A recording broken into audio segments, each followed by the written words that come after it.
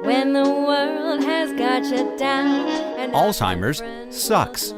It's an equal opportunity disease that chips away at everything we hold dear. And to date, there's no cure. So until there is, we continue to fight with the most powerful tool in our arsenal, love. This is Love Conquers Alz, a real and really positive podcast that takes a deep dive into everything Alzheimer's, the good, the bad, and everything in between. And now, here are your hosts, Susie Singer-Carter and me, Don Priest. Hello, everybody. I'm Susie Singer-Carter. And I'm Don Priest, and this is Love Conquers Alz. Hello, Susan. Hi, Donald. How you doing? I'm doing great. Good? How are you today? I'm good. I'm very good. I'm excited because today we're going to do something a little different, right? And it's really the beginning of a special series of Love Conquers Alz episodes, which is inspired by our soon-to-be-released documentary. In case you haven't heard of it, it's called No Country for Old People. Did we said it enough? Have we mentioned it? Have we ever mentioned it? Did we mention that? I don't remember. Yeah. Maybe once. Well, if not, it's a documentary it's a film that pulls the curtain back on the nursing home and long-term care industry to reveal what is actually a cutthroat world of private equity, real estate investment, trust-backed nursing homes, and it also has a very powerful lobby that makes it their business to keep everything status quo. It's a profit over people business model in which understaffing is used to generate enormous profits that the owners tunnel through undisclosed related party transactions, aka money laundering.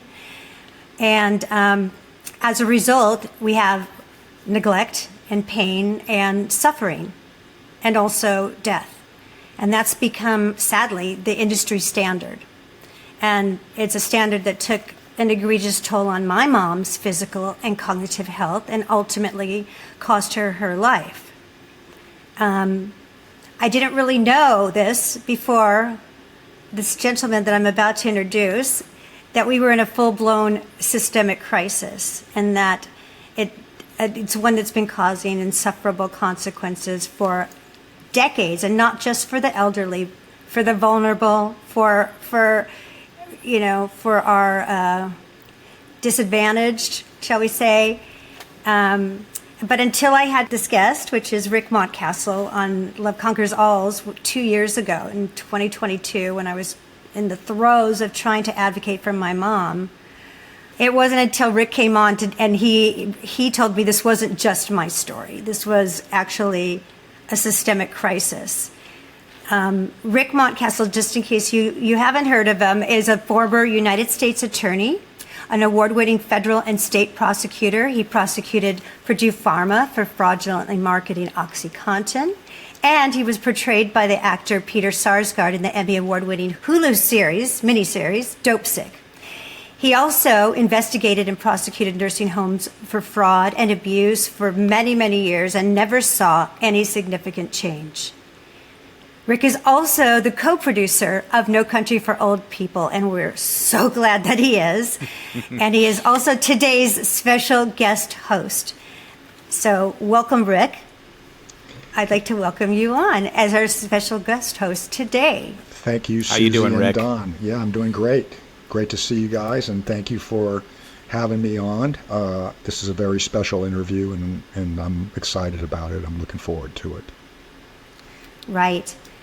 I mean, today's guest, I think the reason, before we get into introducing our guest, I just want to say that the reason why we're having these kind of a little bit of outlier episodes is because while we were doing this documentary, we really realized how important it is to educate the public about what is actually happening in our country's long-term care facilities, as well as our skilled nursing facilities. And we wanted to share some of the powerful stories that we didn't include in our documentary from real people, real families who have tragically learned the hard way, like I did.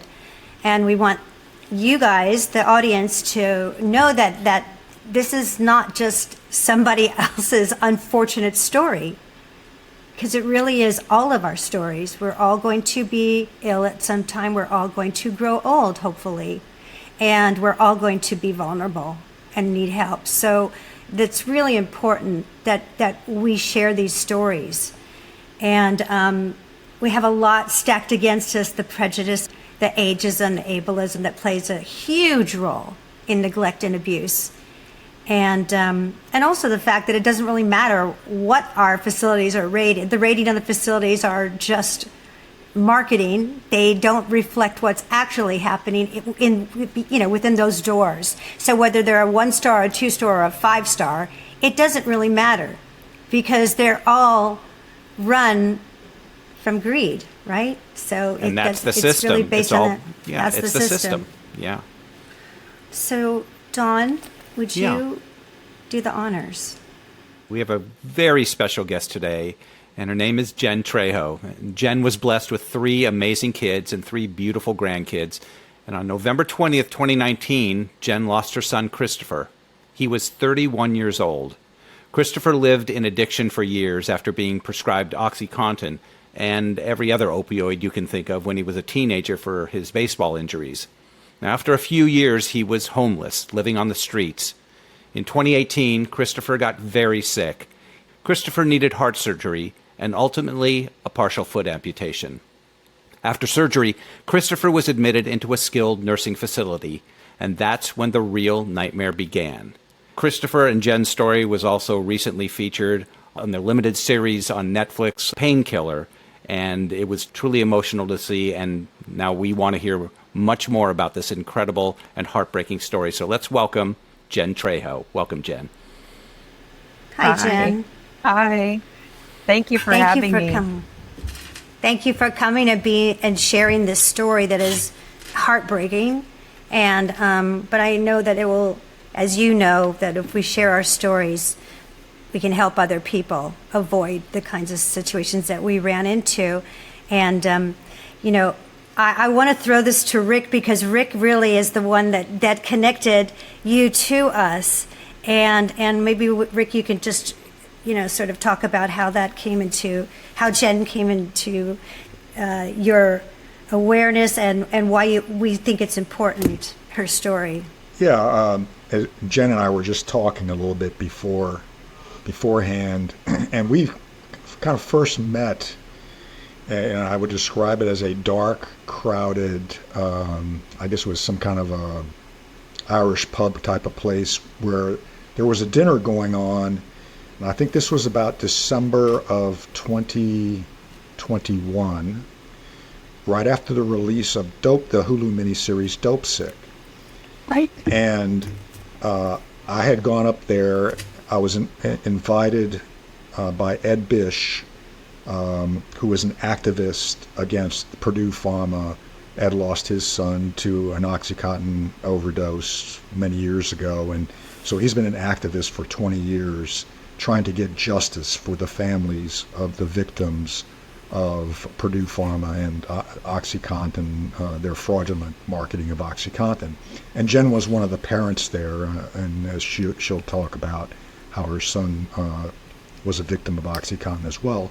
She was one of the parents at this meeting, and we were just kind of all sitting and talking, and that's how we kind of got introduced to each other. And then the next day, we marched down to the Department of Justice to protest in front of the department and to demand that the Department of Justice prosecute the Sackler family for all the harm they've done with their company, Purdue Pharma, in the fraudulent marketing of OxyContin. So that was our first introduction. And then more recently, Jen and I were communicating, maybe it was on Facebook or something, and she was, I guess I'll let her tell it. How did you reach out to me, Jen, that caused us to decide, hey, let's have you on this show? I currently COVID brace. I feel like we've kind of corresponded throughout the years through Ed and through different groups and different times that we were going to go to the DOJ, or you going, or we, who's going to speak. And but this time, like, I'm very honored that you want to add this part of the story to your, already sad story of what these places do to our loved ones and the care that they receive. So I'm just really kind of grateful that you're acknowledging that this also happens to younger people or to people who can't fight for themselves. And even as loud as I was, I couldn't fight hard enough for him either. Let's just talk briefly about Christopher and how did he had injuries that he sustained from sports. Yes. And from that went into, he got addicted to OxyContin and then Correct. other opioids. And, Right. and it spiraled out of control, correct? It did. It spiraled out of control after there. I mean, he was, the protector of all and the big guy, and he was a beautiful human, and he never let anybody hurt anybody else. And so, in that, he, would get in fights and he would get injured. And I mean, he's got screws in his hand from hitting a Marine in the head because he hit his girlfriend, and Christopher was like, no. So, yeah, it was just a long, horrible tale of a beautiful baseball, music-loving, blonde, gorgeous human, and watching what opioids did to his life, just slowly. Like, I didn't see it, right away. His behavior just started to change, and his hygiene started to change, and just certain things started to change. And I was like, what's happening with you, And yeah, it just kind of spiraled and snowballed really from there. And then, I think, when the prescriptions wear out and the pills get too expensive on the street, obviously that turns into heroin, that turns into meth, that turns into whatever they can get their hands on at the time. Right. And, back in those days, in 2010, it was his fault. You know what I mean? The addiction was his fault, and it was his choice. And why should we feel sorry for him? This was his choice. And I learned tough love. That's how I learned to deal with this person that I loved more than anything. And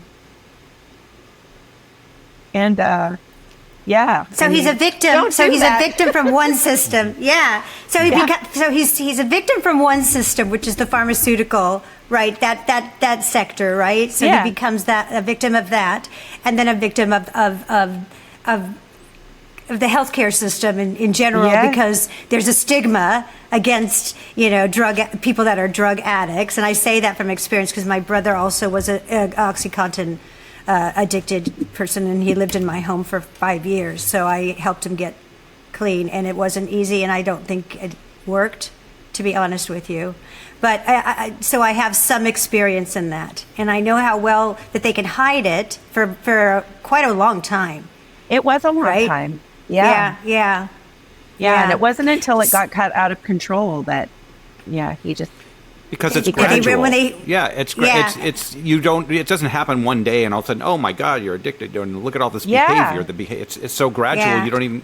Well, they have to hit rock bottom. That's when we found out. I wish that so many of the times when I thought rock bottom was there, that was it. And turns out understood death was his.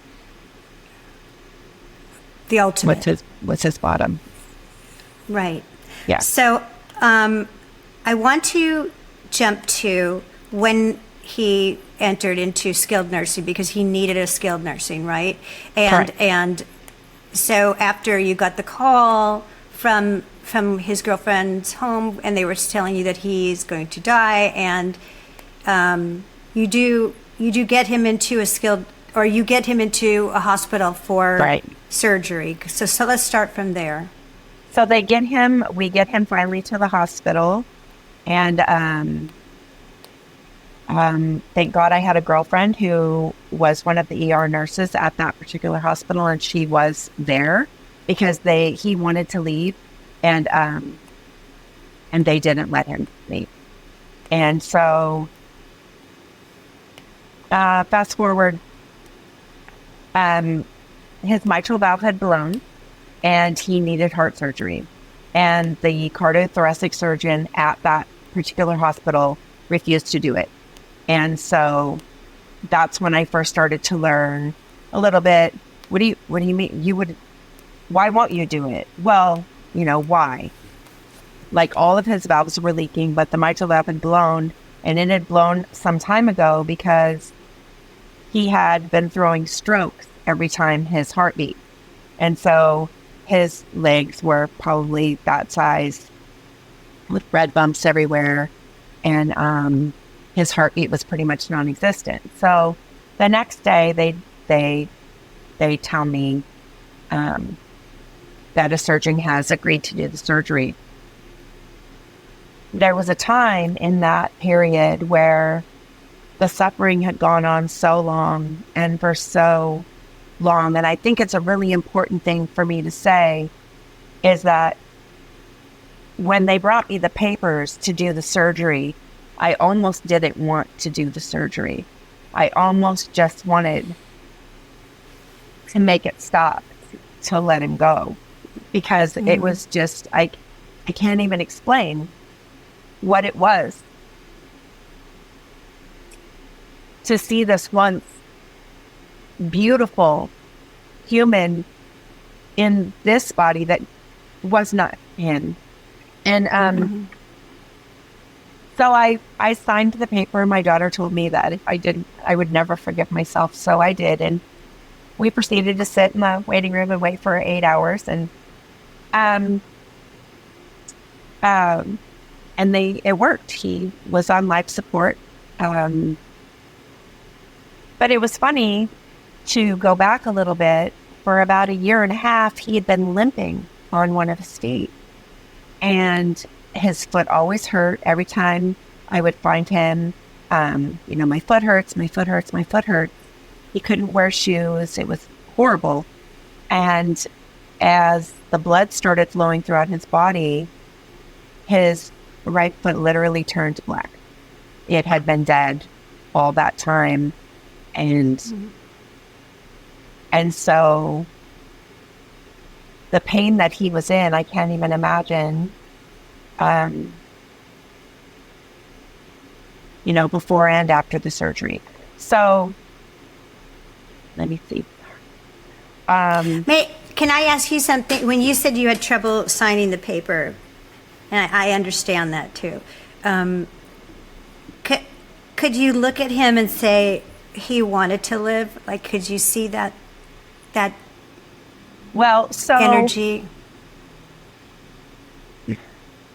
I don't think he ever thought I don't think he ever comprehended that he was going to die. I don't think that was a thought that he had. I just think that he had accepted this life that he was living.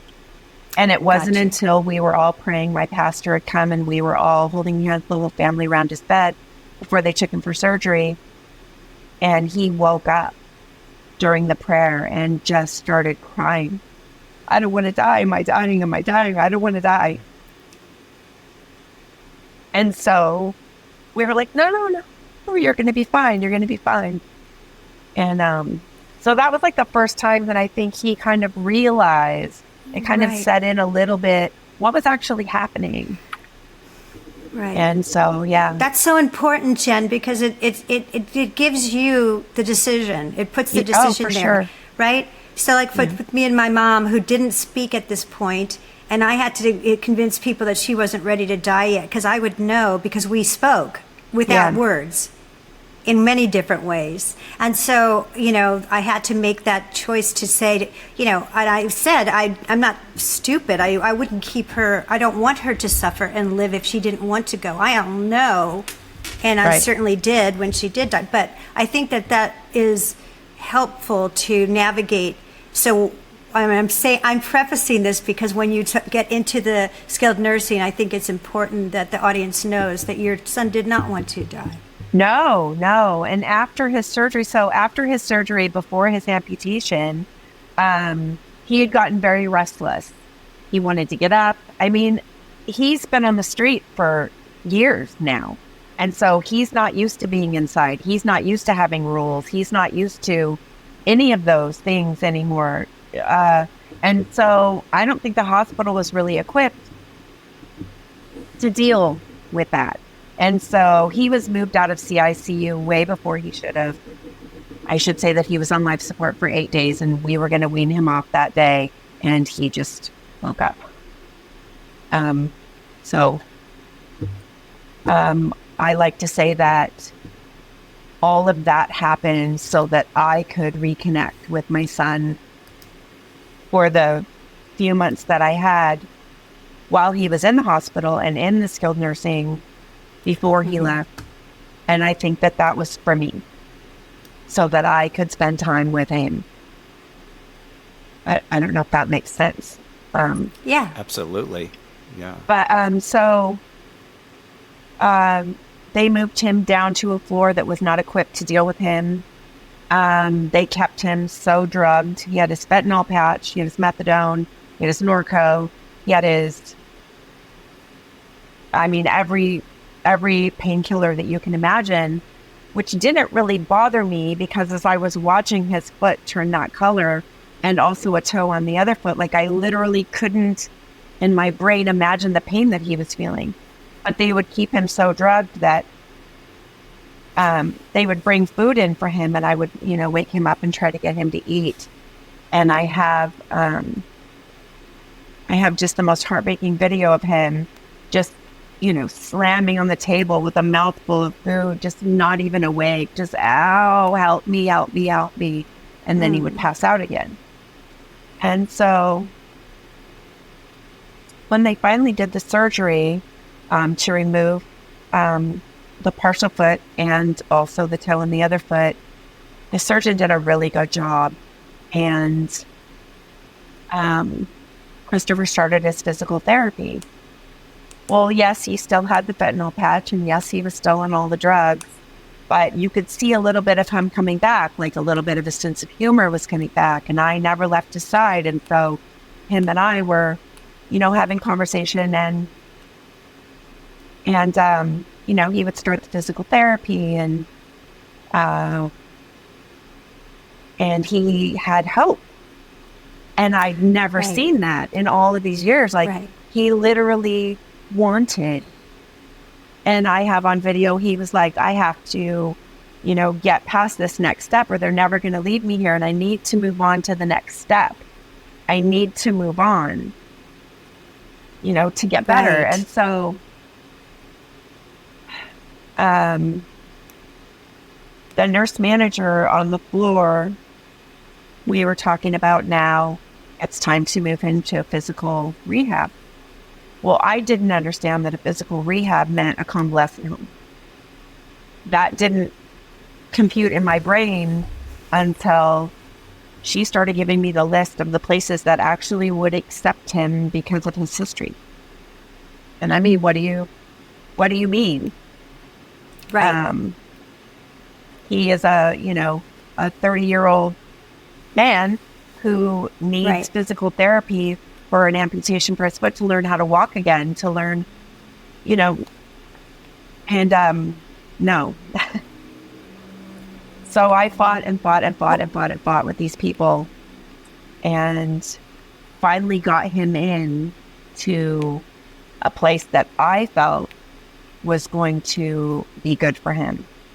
And so they transferred him to this place.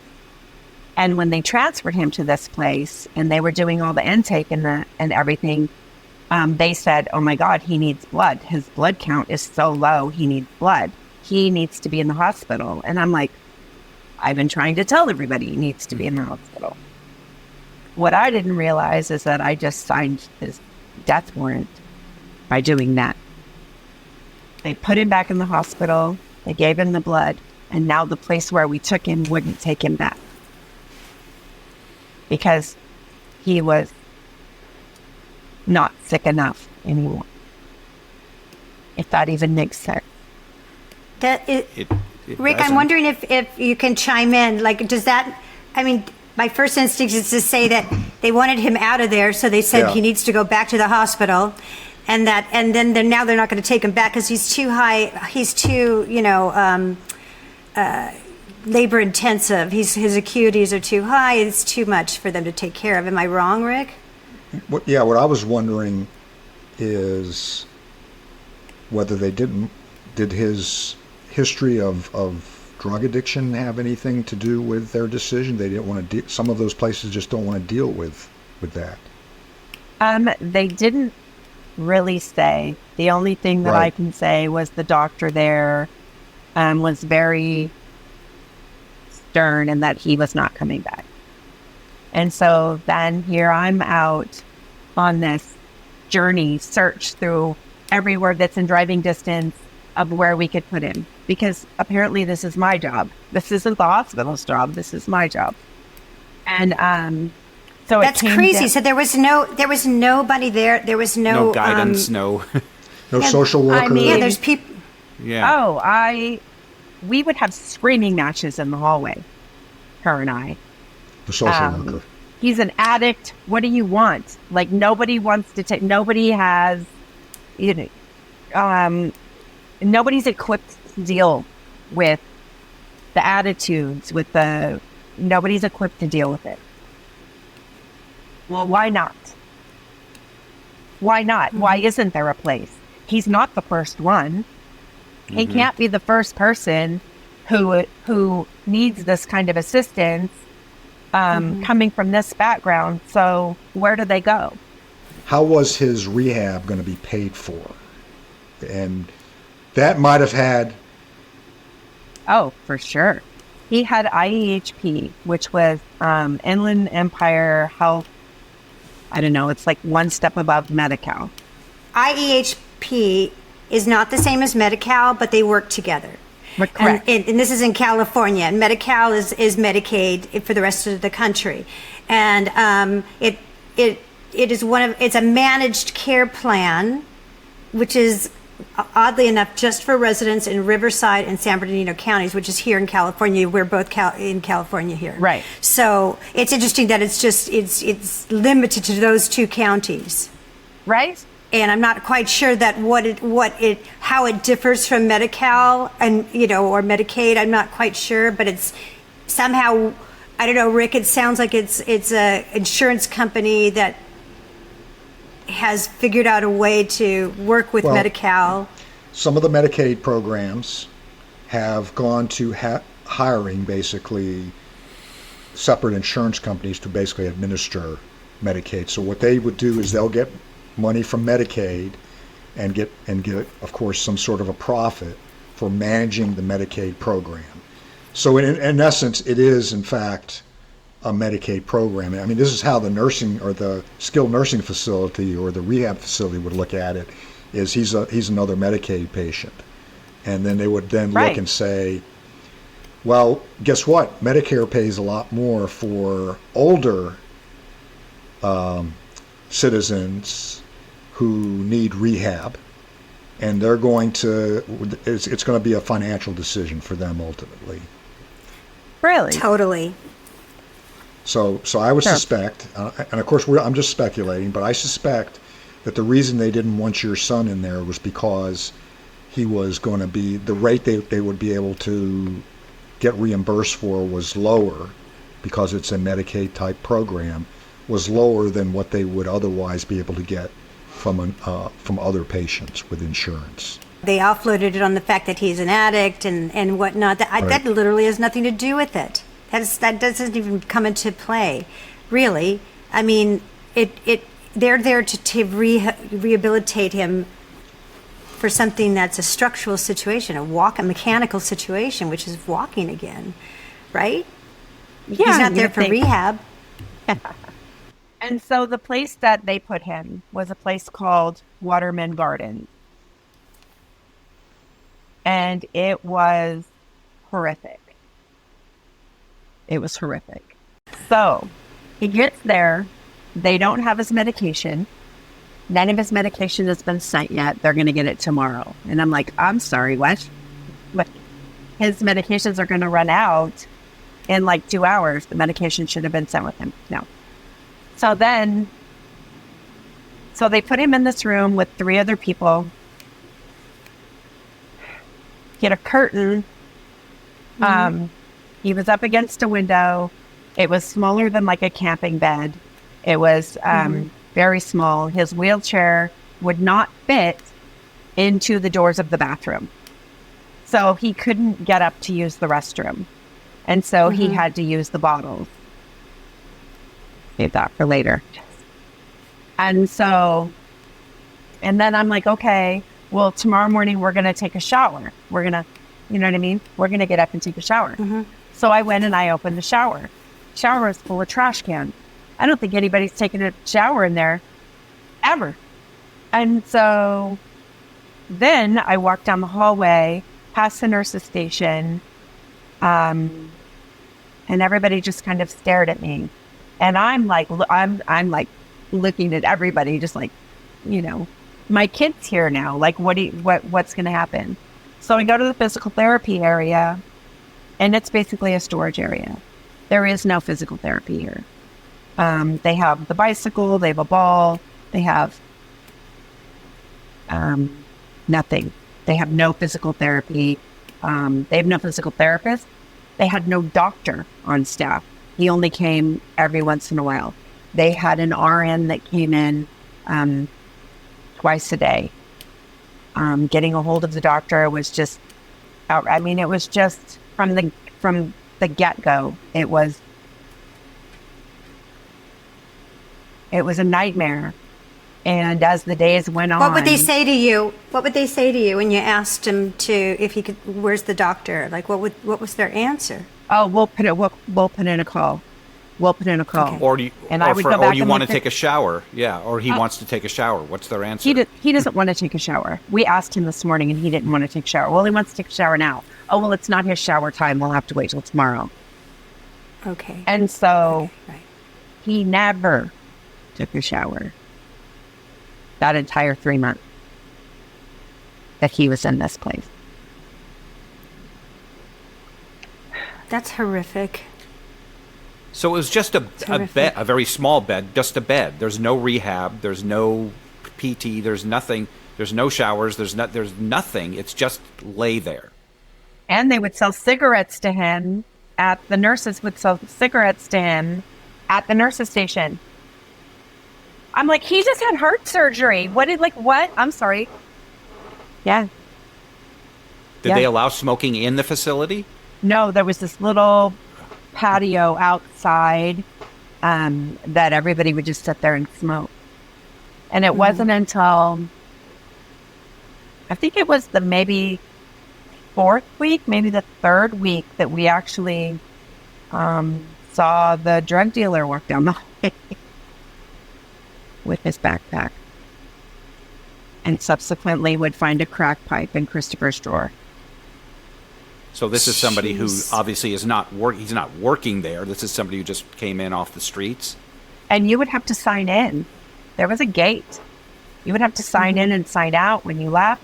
So they knew. And I told them. And I went and met with the director of the place and was like, this is unacceptable.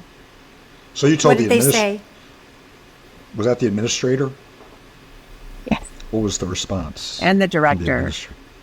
And they would say, he's very difficult.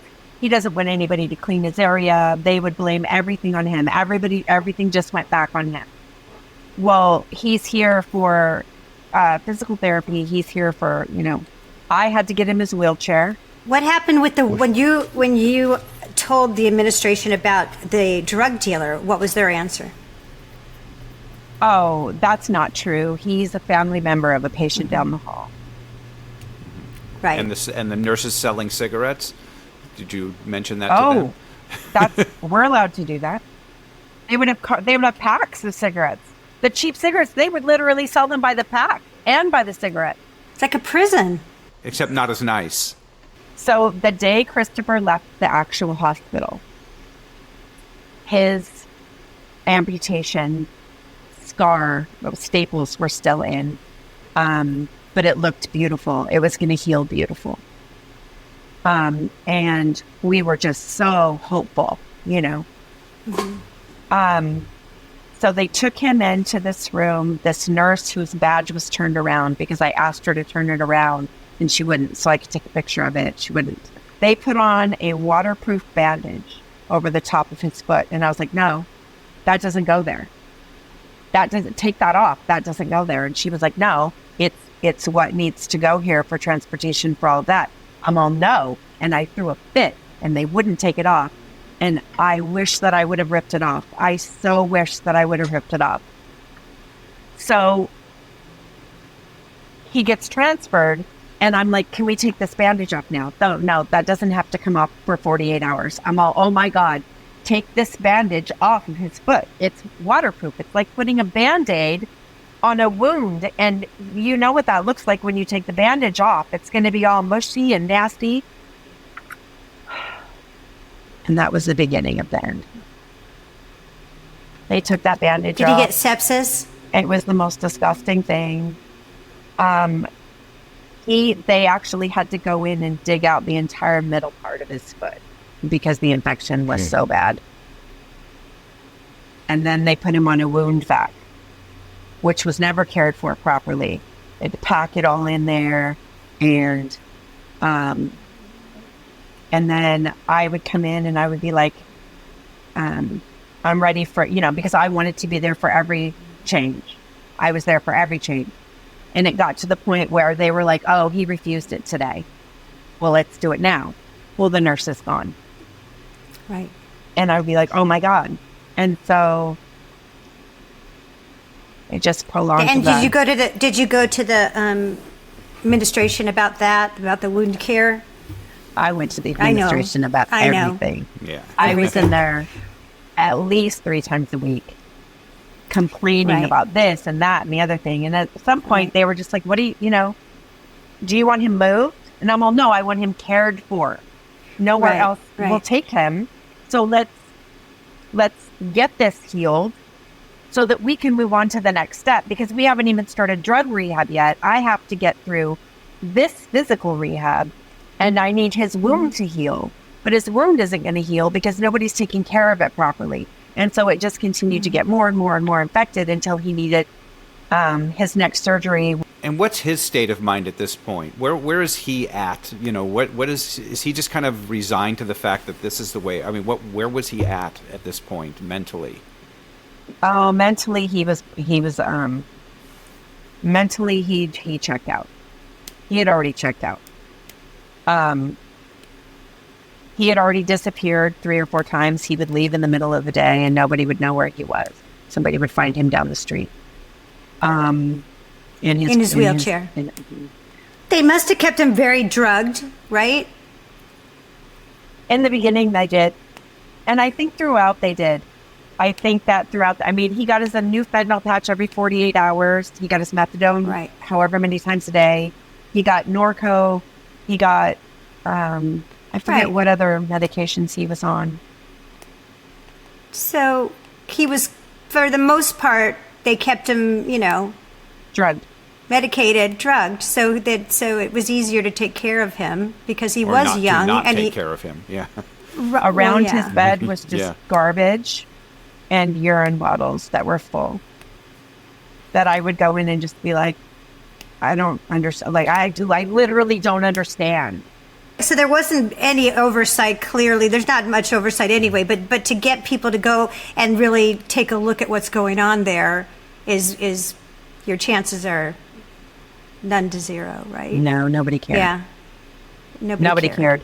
It was just so frustrating to just watch the incompetence of it all and to not have anybody give a shit what is happening and to watch his foot just. I'm trying to paint the picture for people listening because, my mom was in a 5-star facility, but she also had a stage 4 wound that was being ignored. Yeah. Okay. And that it was like, well, this happens and she's going to succumb to that wound. Well, yeah, anybody would if you don't take care of it. Right. Yeah. So the difference between my mom's 5-star facility to this, I'm imagining it's a 2, at the most a 2 to 3 star facility, or star, one, yeah. right? And what kind of, and you know, and there's all kinds of stigma, like we talked about in the opening, which is ageism and ableism, and then there's, you know, other kinds of prejudice that goes along with it. So were there other family members when you were there? Did you see other family members there? I mean, were they just used to not having people advocating, and they had been getting away with all this for a very, you know, that was just... Truth, I never heard anybody else complain. I never heard anyone else complain. And the people that would come visit would just come and sit out on the patio and smoke with these people. And I never really saw anybody check out. I saw them die. 2 of Christopher's roommates died while he was there, which was also very hard for his, you know, mental health. Oh, God, yeah. And you know what, Jen, just to validate what you're saying, like, throughout doing this documentary, I got so many people talking, like, reaching out to me. And in fact, even my daughter's friend, most recently, her father, who was a young guy, had just gone into rehab here in LA for a stroke. And it wasn't, you know, he was not given a life sentence. He was going for a rehabilitation. Yeah. And she said, "Can I talk to your mom? Because, like, every time I go in there, my father is, like, less a human every single time, and no one's taking care of him." Yeah. He did die, and he died. And this happens a lot. Like, I heard it from other people. Like, seems like it happens quite a bit in skilled nursing. Yeah. You know, it's horrible. I mean, even the place where my grandmother was horrible. You know, the places where I've been with family members or to see, you know. I have not been to one, except for the first one Christopher was at, that you were like, wow, this is nice. How long before Christopher was admitted into skilled nursing to when he passed away? How long was that? Over a year. Over a year. We lost Christopher back to the street as soon as his foot healed. He So left. it did heal. He left in the middle of the night before the rehab conversation. How did it heal? How did that happen? So it was a wound care, the wound back. And it was just an everyday fight to make sure that, you know, the dressings was taken out, that it was packed correctly. I was lucky if it got done, you know, 4 times a week by somebody who would just, like, lay his foot on, like, just a plastic bag on dirty blankets and lay his foot on a plastic bag. And I would just, you know, you just sit there and you're watching, you're like, this isn't even a sterile, like, field. You can't, like, lay down a pad and they would just, I can't even put into words, really. They didn't care. She wasn't qualified. She didn't use sterile equipment. She didn't remove all of the packing all of the time. And so it would just continue to get infected. And I think it was a 3.5 month period of time. Yeah. 3.5 month period of time that he was in this place, just trying to get a wound healed that should have healed in 3 weeks. Right. Had they just taken that damn Band-Aid off. Right. So it finally did heal, though, which is It finally amazing. did. But that's because you were there every day and you were having to exert so much pressure, which is so hard because I know what that's like. They hated And also, me. You're the enemy there, and everyone's hating you, and you know you're just the thorn in their side. They hated me. Yeah. So he was discharged. Like, No. what was? No, he escaped. Okay. They called me in the middle of the night and told me he was missing, and that they had reported him as a missing person. Oh, okay. You watched the hope drain out of him. You watched it. I watched it. Like, we had hope for a minute, for just like a window. We had and we hadn't seen it in years. And I don't think he'd actually felt it in years. You know, his brother and sister were coming to visit him. You know, his niece and nephews were coming to visit, and like we were there all the time. And it was, you know, time spent with the family that we hadn't had in like 6 years. You know, and and I have to believe that even though it was an absolute nightmare, it was just for me now to have that time with him. And I just think that it's absolutely outrageous that that's where people are put. I think, like you said, a 5-star place, your mom still had that bed sore, right? I think that's, what do they have to do? You know what I mean? What do these LVNs have to That's do? their They're only in job. charge It's of their like job. It's It's 6 patients. It's why they're Like, there. they only each have It's like their 6 job. patients to take care of. Like turn them, like clean them. It's just, That's part of the problem, that they're understaffed, and so I guess at some point they have to make a decision themselves. Am I going to try to run myself ragged trying to take care of more people than I can possibly take care of? Or do I throw in the towel and just collect my paycheck? And, you know, there's that kind of dynamic at work because of the business model that features understaffing as its primary a linchpin. So when you said you found that he had hope, right? You said the first time, like you all felt this glimmer of hope, right? Yeah. And then you saw it go away Yeah. at some point. At what point did you see it go away? I think the first time that we saw it go away was when they took the bandage off. Okay. And I think that was where my fight started. Like, really, my fight started, and where he was just like, oh, you know, I can't believe that this happened. Why does it look like that? And it was just staples with white skin coming up in between each one, and it never got better. It just got infected, and it surrounded, like the infection came out of. Oh, it's horrible. I just can't imagine what he felt. I can't imagine how he felt. You know, I would get millions of texts a day. Mom, when are you coming? Mom, can you bring me snacks? Mom, can you bring me? Mom, when are you coming? When are you coming? And I'm like, I'll be right there. You know what I mean? Like, I would spend in the beginning, well, in the hospital, I spent almost 24/7 with him. Yeah. And then when he went to this place, I would be there for like, you know, 6 hours a day, probably. When he escaped, though, when he got out, Jen, do you think that where do you think he was going? Or was it just flight? I think he was, well, one time he was seen up where used to be, so I'm sure he was drug seeking. Okay. I'm sure. Yeah. So he wanted to self-medicate.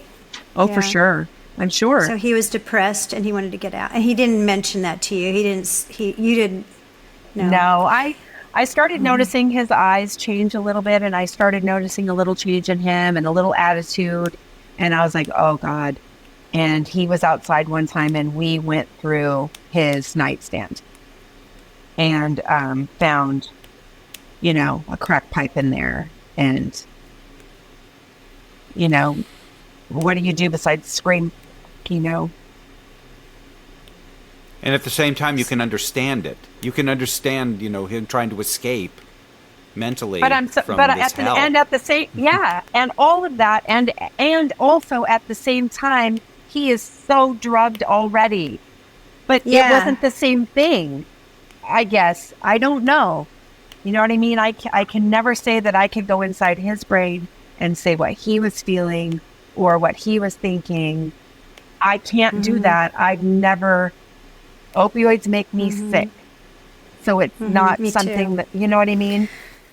Which is why I never really understood it. Yeah, me either. I mean, I think that it's so egregious that, you take somebody with a pre-existing condition. We know that drug addiction is an illness. It's not a choice, right? Like Right. alcoholism is not a choice. So you take somebody into a facility that's a healthcare facility, and then you treat them one size fits all, right? So you just start plowing him with opioids that he's already addicted to, and without any concern or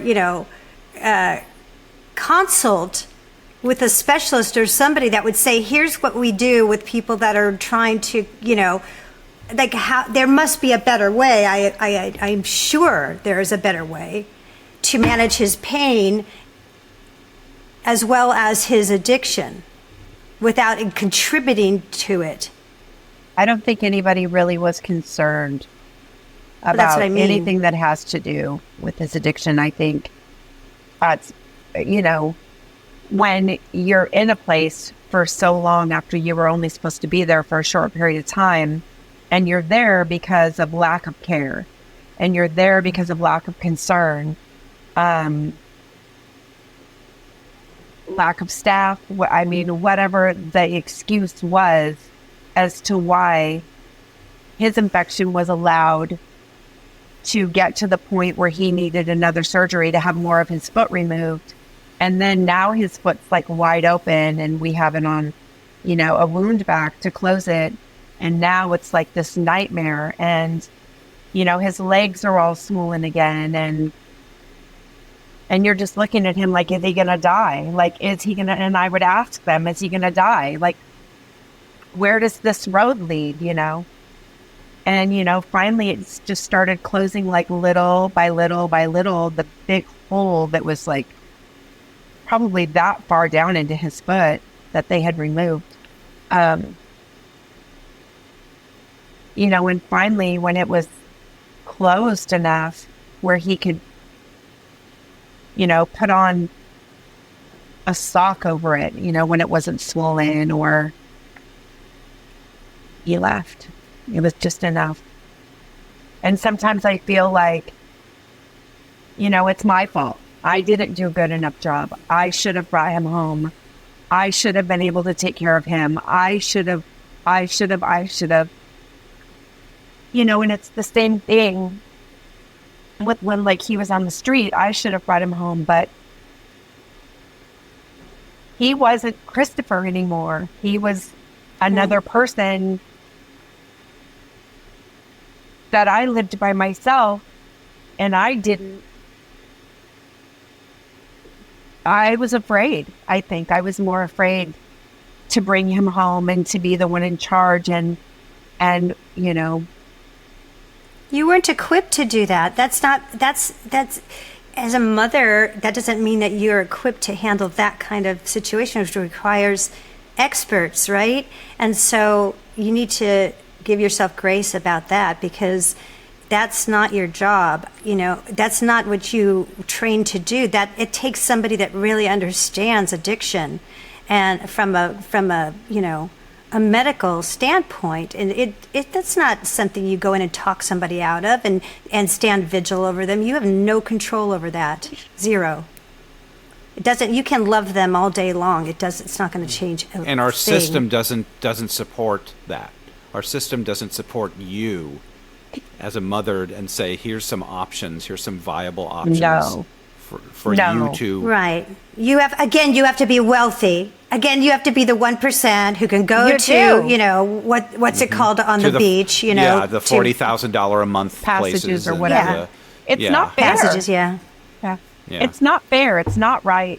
None of it's right. And this, the situation has been going on for so very long, whether it be elder care or whether it be, this. Why aren't we better? Why haven't we learned how to be better? Why is it all about the money? Why does nobody care? Why did you get into this field if you didn't give a shit about the actual human being sitting in front of you that's hurting? Why?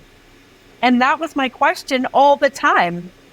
it's the money, because the money Right. is what drives the decisions for these people. Not everybody to get into the system, but that's what it does. And as Rick states in our documentary, guess what, people? It's our tax dollars that paid for the care that your son, when I say care, I put it with huge air quotes around it, was given. Our tax dollars are paying for that. Right.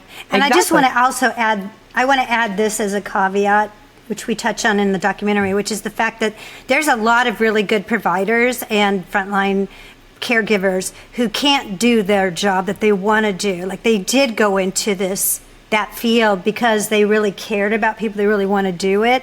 And then they're there because of the way that the business is structured, they fail. And they can't do the job they want to do. So many of them leave the field. And like one of our doctors said, the ones that stay become part of the culture, and a culture begins to form, and then they adapt to that culture, and then it normalizes it.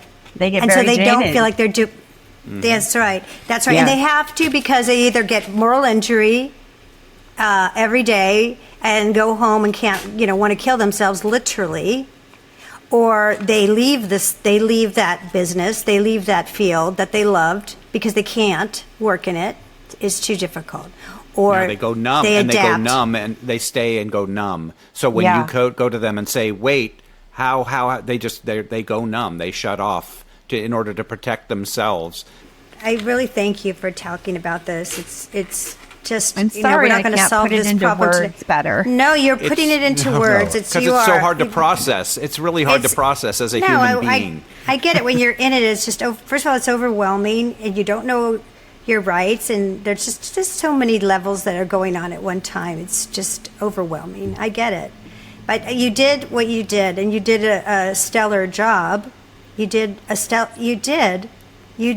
because I know how hard it is to advocate, and it is brutal. It is Nobody brutal. listens. Nobody listens. Nobody I just cares. we'll look into it. We'll look into it. We'll look into it. We'll look into it. Yes. That's it. I heard it all day long. We'll look into it. Okay, now it's been 3 days. Did you look into it? Still looking while someone's suffering. Yeah.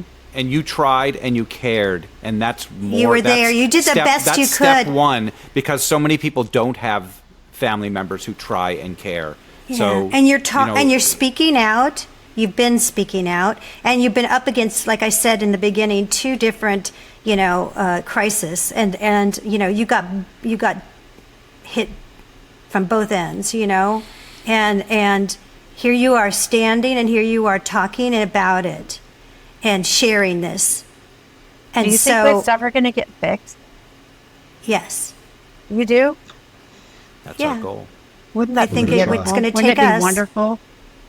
Yeah, I think it's going to take a movement. I think we need to take it, anything that's super important. We have to, as a collective, demand it. We can't go through traditional advocacy.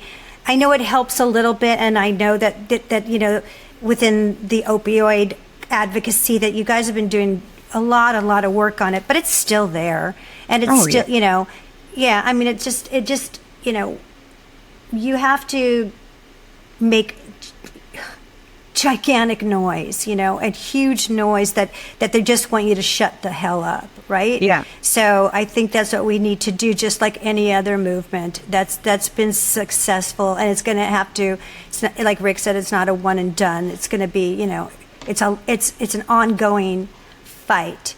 But look at how stupid they are with our climate. What's going on? I mean, people are just selfish and stupid. And so we have to shame people into doing the right thing.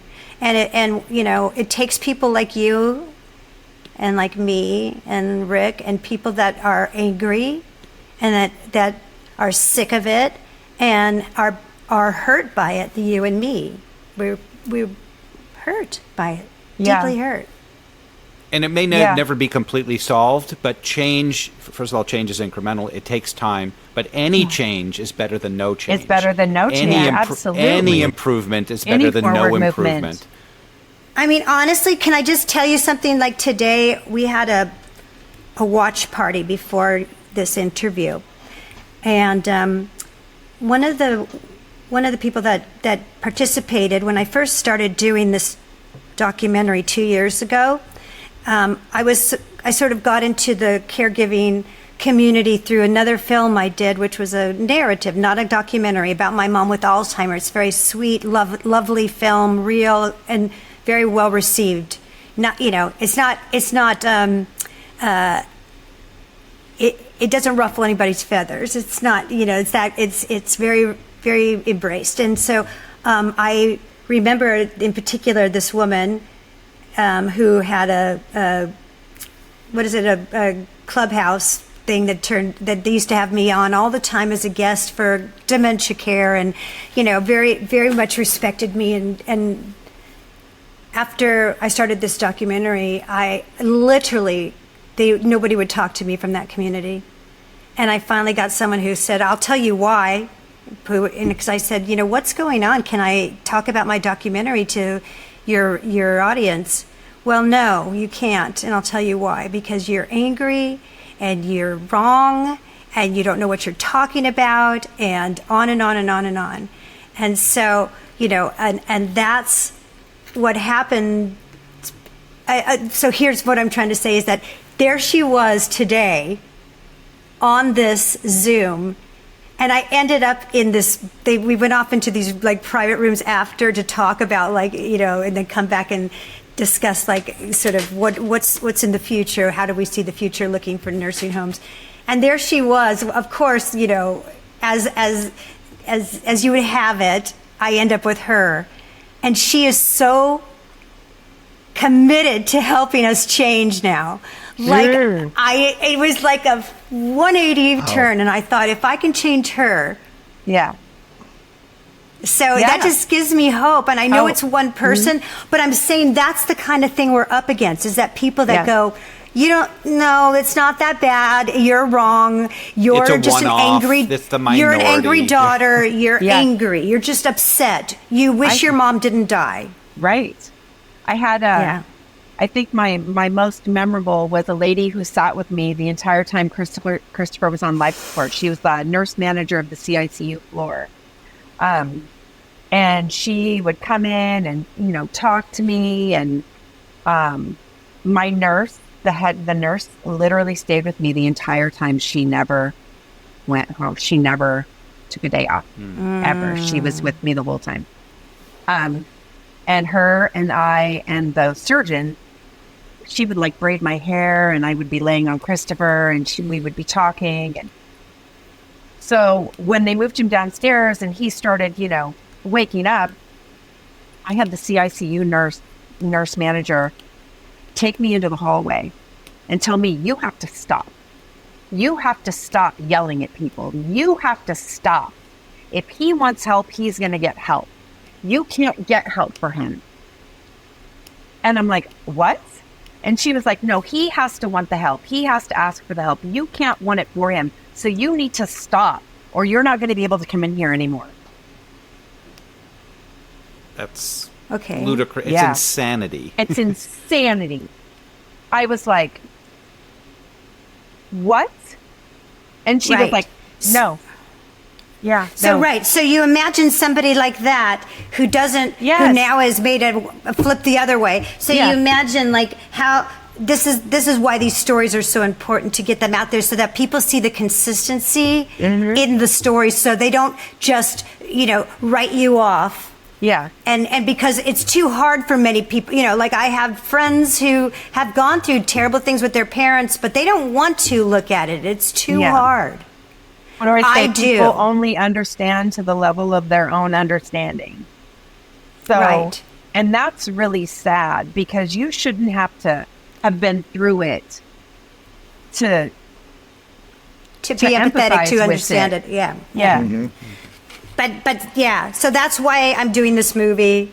That's why, so that people can see it from a human point of view, to really humanize it, so that they can't just go, "Well, they're old. Well, they're going to die anyway. Well, he was a drug addict. He was going to OD anyway. Who cares? Right. He's not worth anything."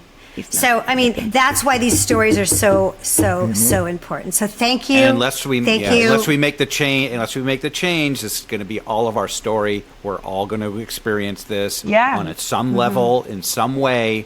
And well, if we don't change have to realize, it, even if you don't care about it now, it's us. It's you personally. It's going to happen to you. That's what I know. You know, that's going to be our story someday. You know, absolutely. So thank you, Jen. We really appreciate you. Thank you, Jen. And thank you for reaching out and having me, Rick. It was really good to see you. Don and Susie, it was really nice to meet you. Ditto. I'm sure we'll see each other soon, Jen. I look forward to seeing you again soon. I wish in Washington again soon. Yeah, we need. Well, I love that you're advocating and Fighting you're a fierce fight. woman. And you know what? I you're have out grandchildren now. Yeah, I have grandchildren now. Me too. Yeah. Me too. 17, 14, and 11. And Wow. oh my God, Wow. you know, like this we have to fix something, or Right. I'm afraid. Like my grandson last night, you know, I have him on my phone, and I'm like, I call my daughter, where is Evan? And she's like, he's at his friend's house. I'm all, where? He's all, why? And I go, do you know where he's at? Do you know the people he's with? Do you know? And she's all, you need to calm down. I'm all, no, you need to know. Because I'm just like psycho about it, you know? And so, like, well, that's understandable. We have to be out there and be loud, and we have to scream, and we have to still, you know, educate, because children are growing. Educate. Yeah, for sure. And really show the love, like you. That's important. People will respond to that. The love that you had for your son, and the love that I had for my mom. You know. Yeah. So carry on, and why, No, Don? I was just going to say, well, there's a reason for that, and that's because love is powerful, love is contagious, and love conquers alls. And we definitely thank Jen, our special co-host today, Rick Mountcastle. If you want to know more, Rick. you know, we have, thank you. We will have all the information about Jen and Rick and us in the show notes. And check back with us because we're going to have some more stories. We're going to continue to tell stories. And if you have a story, you can go to nocountryforoldpeople.com. And there's a place you can upload your story. And if you think that, you know, you'd like to share it on the podcast, let us know. And we'll take a look at it. Because, like I said, we want to make change, and it's going to take a lot of us. So let's do this. Let's do it. Jen? Let's do it. All right. Take care. Thank you. Take care. Bye-bye, everyone. Bye.